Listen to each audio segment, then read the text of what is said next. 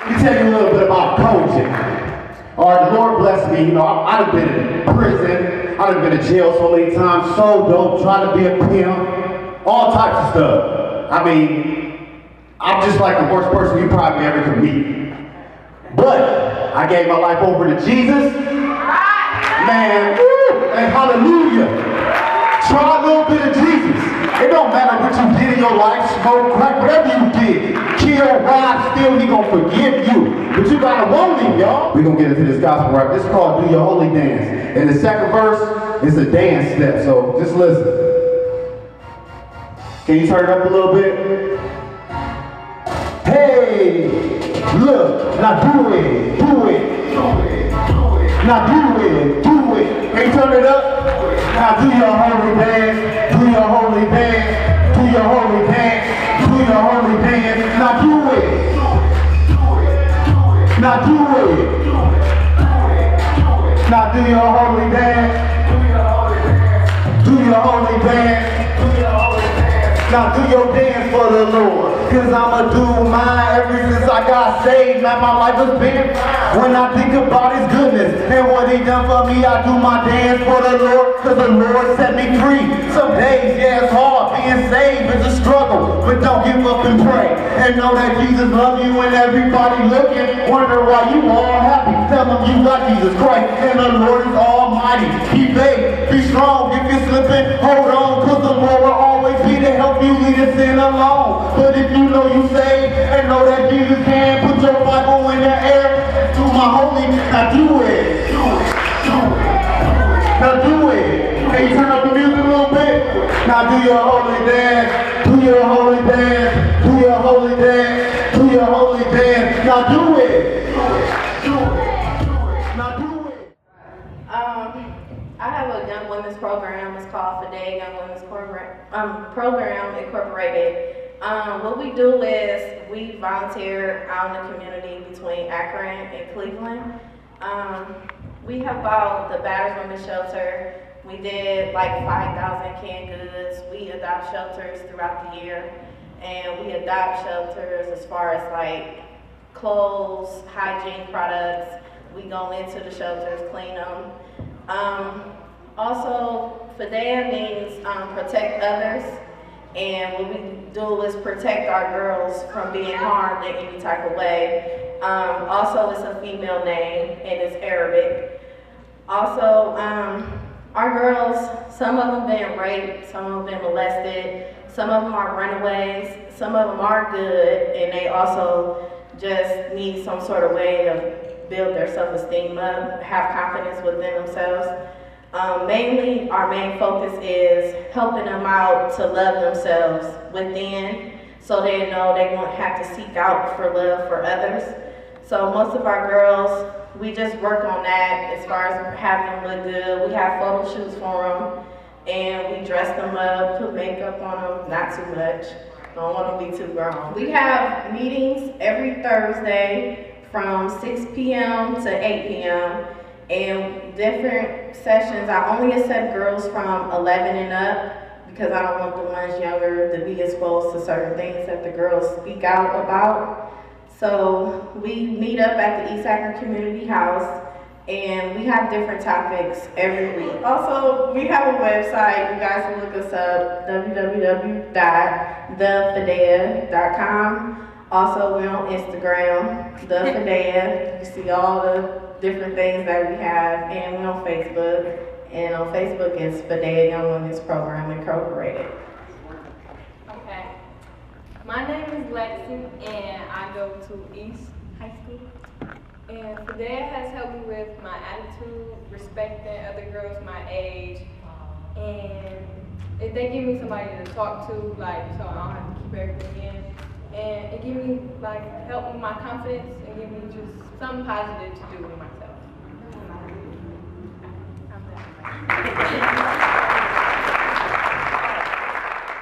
Somewhere in the projects is 1995, and a rapper named Spice One is a little boy's role model.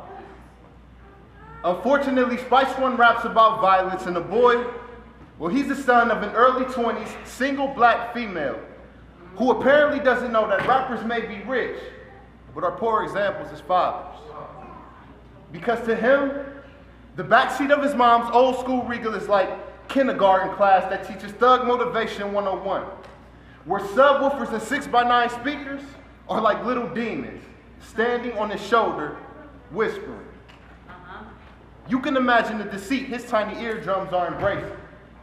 Dead-beaten part-time dads have been replaced by a bad stepfather named Hip Hop, aka Genocide, at only 5 years old. Statistics predict his life expectancy won't allow him to see a second summer after graduation. He is today's young black male who dwells in our inner city streets, where he often bumps his head and falls over because he wears YOLO as a blindfold and hates to be sober.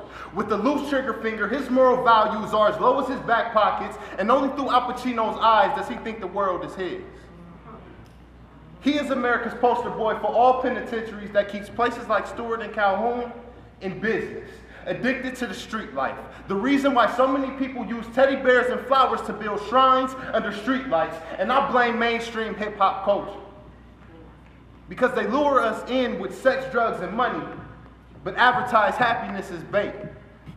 For better terms, a trap trail by breadcrumbs of falsicalities. He is being misled to believe he can achieve something that is not even a reality and is willing to take whose ever life to get it.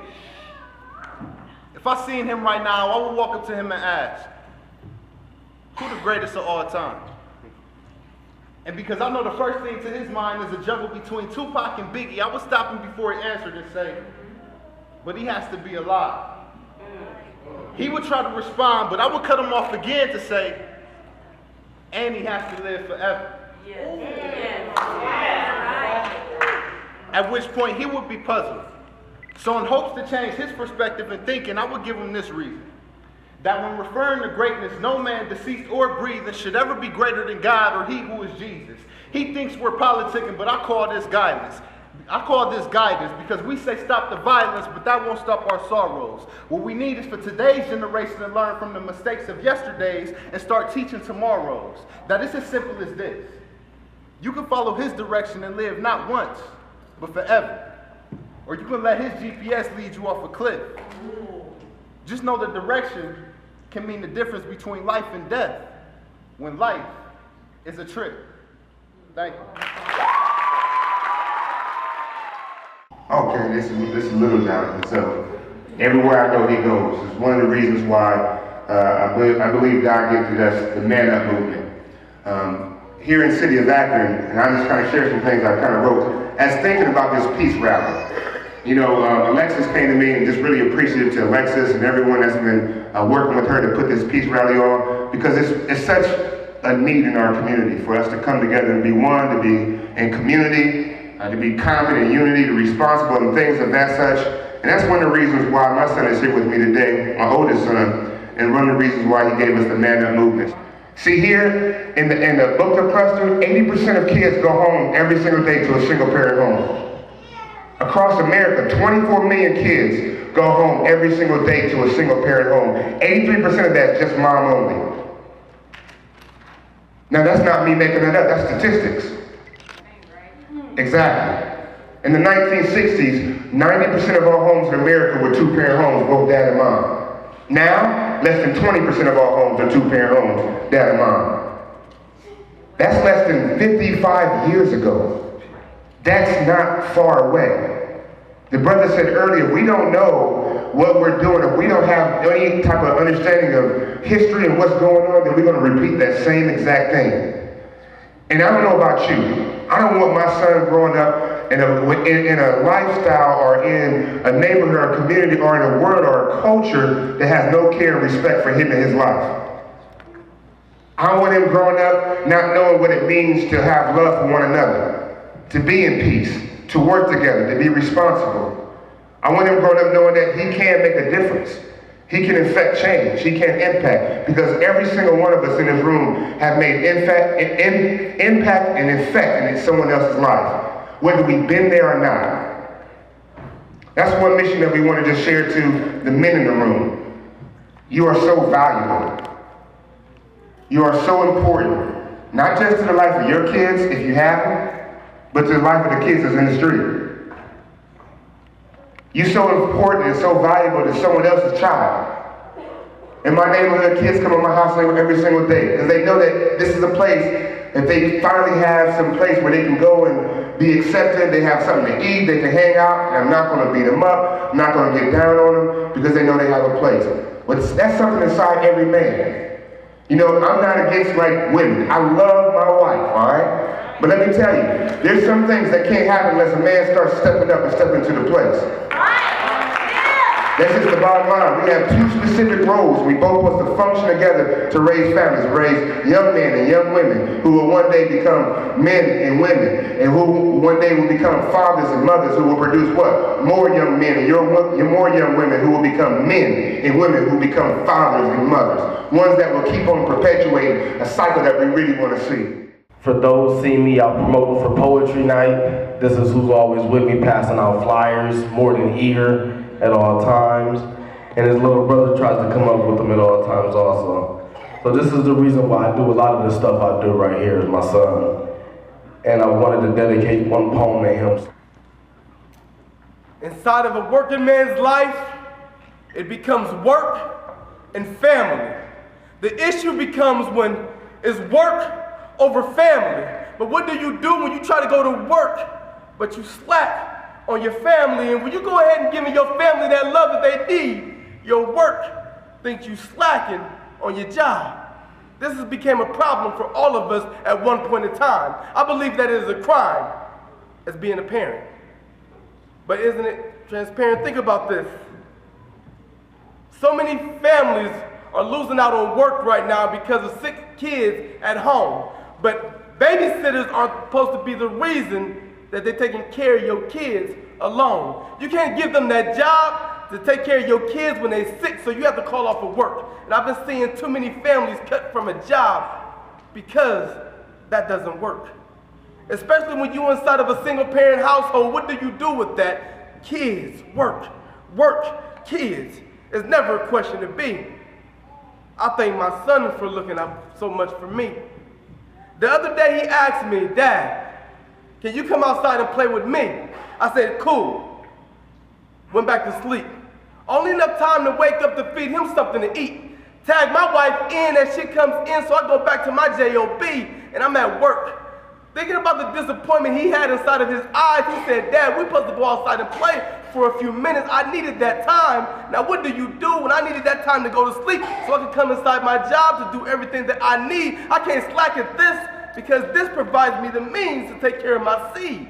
My son would rather have me at home, teaching him how to shoot jump shots than going to work, able to make that money I provide for the J's on his feet. What do you do with that? I'm glad that I have time to talk to my son and keep our relationship intact. And it guides me. So many smiles inside this place as I say men with their sons, women with their daughters, so many families that come together, even though relationships become harder. Now what do you do inside of relationships? When your man works too much and you're at home with the kids and y'all both feel deprived. Even when you switch roles, it's still not right. I thank those for coming together as a community today. I just want to say thank you to my little son.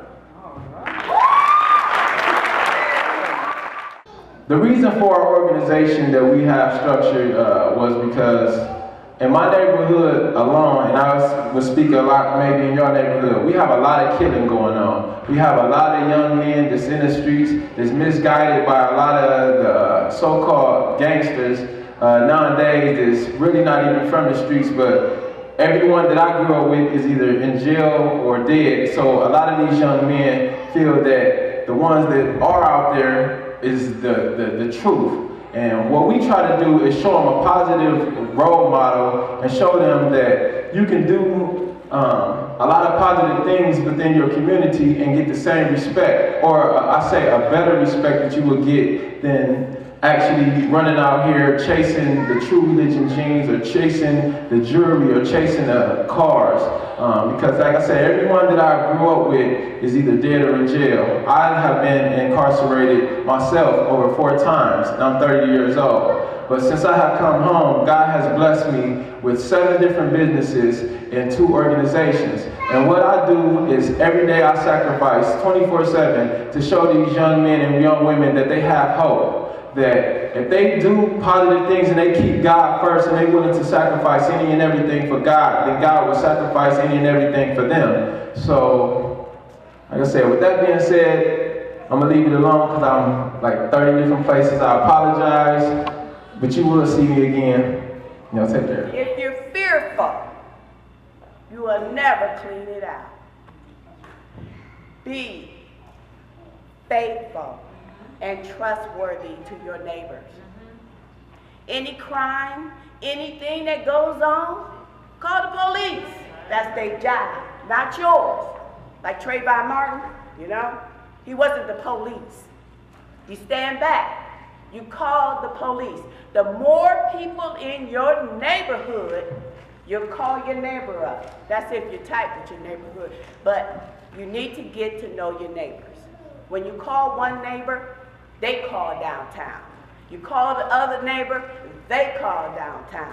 If you keep it going, you can clean out your neighborhood. I don't care if it's the next street over. I don't care if a dog barks every day. Call the police, okay? Because people need their rest. Don't call the dog pound because they ain't gonna do nothing.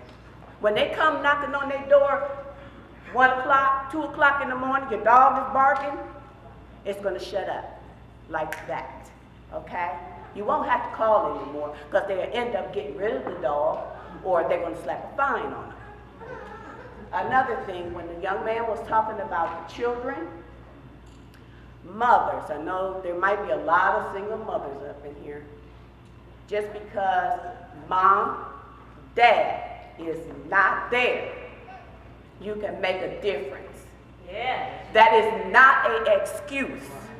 You see people on television that's gone through a whole lot without a mom or without a dad.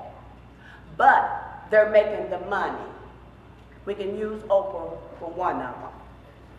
So time after time, tell your children you can be somebody without father or mother. There's been so much going on in this city alone in the last 3 to 4 years. It's an ongoing pattern. It's nonstop. And the only way it's gonna stop is that someone in the age group of the era that's happening now, someone just stops and just says, okay, I know I'm involved in this, but we gotta call it off. There's so much anger that's within the black community itself. I feel what we need to do, yes, we need to get out into our neighborhoods and stuff, but we need to start with our inner family, not our intermediate family, but our first cousins, our second cousins, because that's where the problems are. My daughter gets into it with your daughter, we're sisters, and now we're not talking because our kids didn't fill out, or we didn't have to know the kids' business. What we need to do is start going to our family reunions, letting our kids know who their family is. A lot of these kids are getting into it and they don't even realize this is your cousin. Now you're dividing your intermediate family. You're dividing the backbone. Now you have nothing. In this last 3 months, there's been so much on the news of just violence.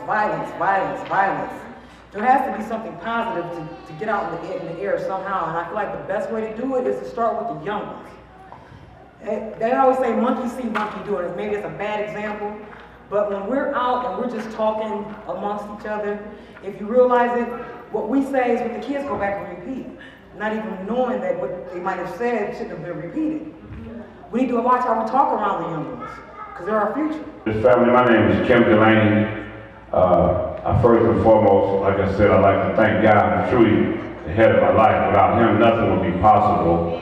I'd like to thank Alexis and anyone that had anything to do with this beautiful, beautiful occasion, because it's truly an honor and a pleasure to be in the presence of God, to do anything that's asked by God.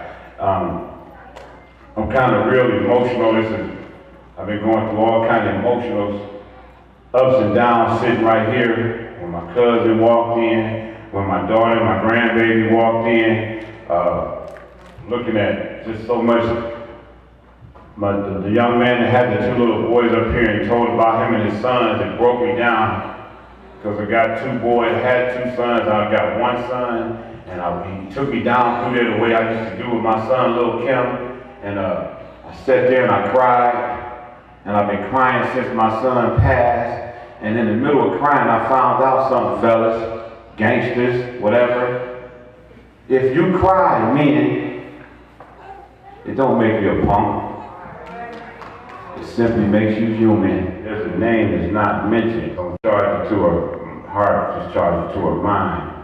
But at the same time, at the end, we'll have a moment of silence for anyone's name that was not mentioned that we can take into consideration for prayer.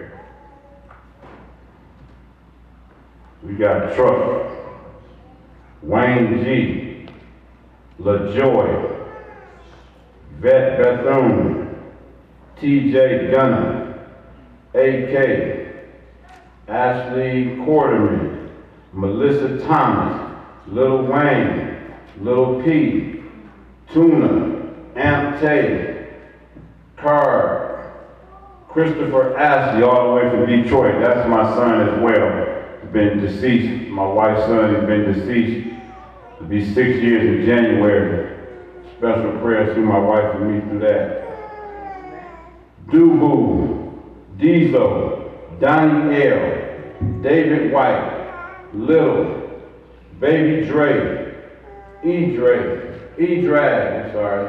Nat, Kudo, Choose, Kevin Grant, Monty Pitts, Montel Tucker, Rex Deal, Rexford from the North Akron, Rexford, Yusuf, Don, Mike Kent Kirksley, GM, Jenny Sales, Shanice, Daniel Ashley, all the way from Detroit, Michigan, my nephew, Tommy and Daniel Davenport, Buddha, Cardell Little, Frog, Ernie and Erica, Boo, Gigi, Tree, Kyrie, Kendall, Rossi,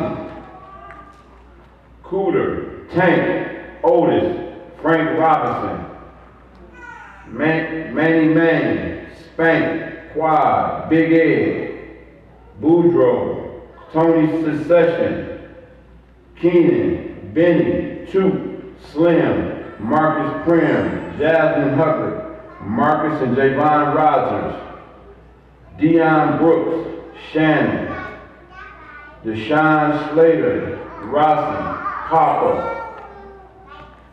Marco Price, Maggie Welch, Dion Klepper Robinson, my brother, Carrington, Philip Mosley, Mary Robinson, Little Carmella, Tony Swain. It's probably one from the papers, it's one of Akron's worst homicides ever in history.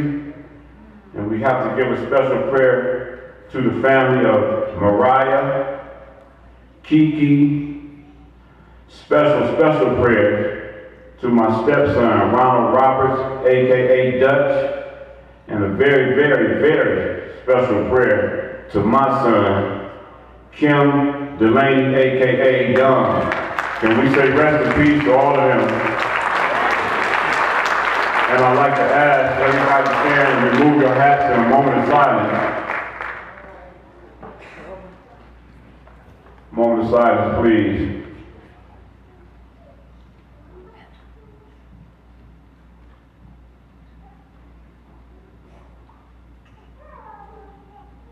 Amen. I was shot 3 times on 3 separate occasions, along with the knife that I told you about.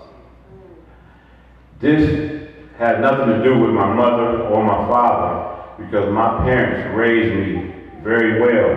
I'm from a very productive family. I'm saying that to say to our parents, when we got our kids and we give them that information, And when they get old enough to turn that corner or leave off our porch, we got to truly leave them in God's hands. I got to say that because my son, oh my God, my son, I brought him to Detroit on 3 separate occasions to live with me, to have a better life. And, I'm going to share this. I did all those jails. No, I'm going to share this. I'm very mad. I hate this individual. I hate him with a passion. And you're not supposed to hate, but I hate this individual. I hate him. And he is present in here right now. His name is Satan. I hate him. Hate him.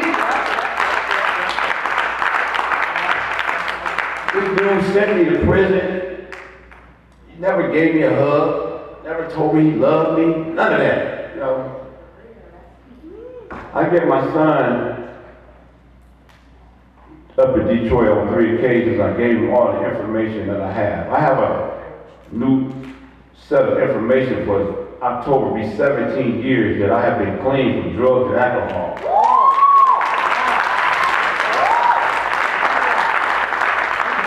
In those 17 years, my son, little Kim Young, is in it. He was in his program with me. He had heard my story. Ronald Roberts heard my story. They heard my story about the knives, the guns, the prison, this and that. And they would say, yeah, all right, Pops. All right, Pops.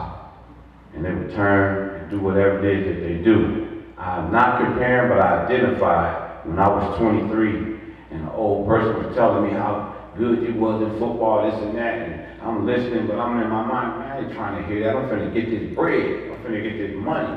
And no sooner than I turned, I went on and did what I did, I'm sharing that to say because I know for a fact, I just turned 53 years old 2 weeks ago, and I know for a fact that Ronald, Kim, TJ, Montel, none of them did half the stuff I did at 23 years old. I stand here and count on my hand. I should have been gone that time, oh, definitely that time, and that time. When they called me with suspects, me being from the north side, I know the family of both the young men that accused, mother, father, whole complete family. They know all of my family. I know there's a guy, because I came down for the 4th of July, I located one of the families, I located all the sisters. We went back to Finley Elementary School and I called them. And I still did, because they thought the word got back to Detroit that I was on my way down with the Detroit boys and we was going to spray and kill them. And I called her number, I said, Dig, I love you. I tell the mother, I said, I love you. I love all of y'all. I talked to all the sisters. I came especially down on the 4th of July. I went to a cookout where they were at over on Main Street. And I hugged and I embraced the one mother. I embraced her and I said, listen, I'm not mad at you. You're going to get through it. And I took it even further. I said, I'm even praying for your son. I'm happy because I'm here. And I'm happy right now because I can give word to you youths out there. Before you pick up a gun, it doesn't make you a man, first off, to pick that gun up. But think. Stop and think. Think about the lives that you're taking, first off, but think about those families that have to go through the things that me and Kim Delaney and everyone else had to go through. And not only are you jeopardizing our lives and our families, think about your own. Think about what you're taking your families through. One of the suspects that had something to do with our children used to sleep on my living room floor. Okay? Me and his grandmother and his first cousin are like this. Now they're in between a rock and a hard place. It's not right. Think. Think. Stop and think. And just like he said, the first thing you're going to say is, oh my God, when you get them handcuffs put on you. You should have thought about God from the beginning, not at the end. And with that,